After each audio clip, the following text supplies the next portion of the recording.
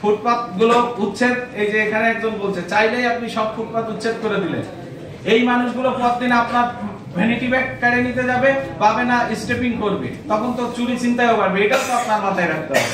আপনারা বলেন পুলিশের কথা, আমার এই নারায়ণগঞ্জে একটু জানেন আপনারাও, যেহেতু এখানকারই, আমার জানানোর বা আপনাদের শোনারও অধিকার আছে।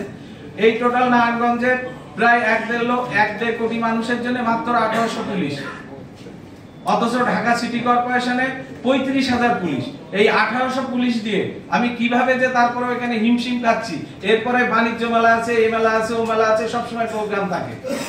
এখানে ট্রাফিকে আমি আসার পরে 55 জন নতুন করে ট্রাফিকে অ্যাড করেছি, আমি ডিআইজি স্যারের সাথে কথা বলে, যে বিভিন্ন পয়েন্টে দেওয়ার জন্য।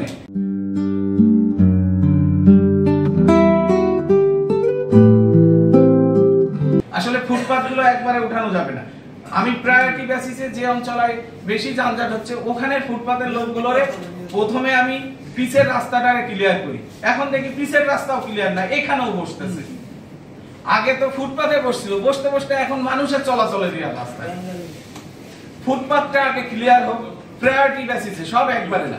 যেখানে বেশি যানজট হচ্ছে এই অঞ্চলে ফুটপাতটা না বসুক, এভাবে আমরা সবাই মিলে একটা ডিসিশন নিই। এক্ষেত্রে আপনারাও একটু আমাদেরকে সহযোগিতা করেন, তার কারণে এই শহরটাই কিন্তু মানে আমরা চাকরি করতে আসছি, আমরা নিশ্চয়ই বদনাম পুরাইতে আসিনি। এখানে এই শহরে আমরা চাকরি করতে আসছি, মানুষের সেবা দিতে আসছি। আমি তো সেদিন যাচ্ছি, আমি বলি দেখ এই যে মানুষ যানজটে বসে আছে না, সব কিন্তু আমার মরা বাপরে গালি হচ্ছে, আমার ড্রাইভারে বলতেছে যে শালাটা কি করে। এখন আমি কেন গালি খাবে আমার বাপ? আমরাও তো চাই যে শহরটা ভালো চলুক।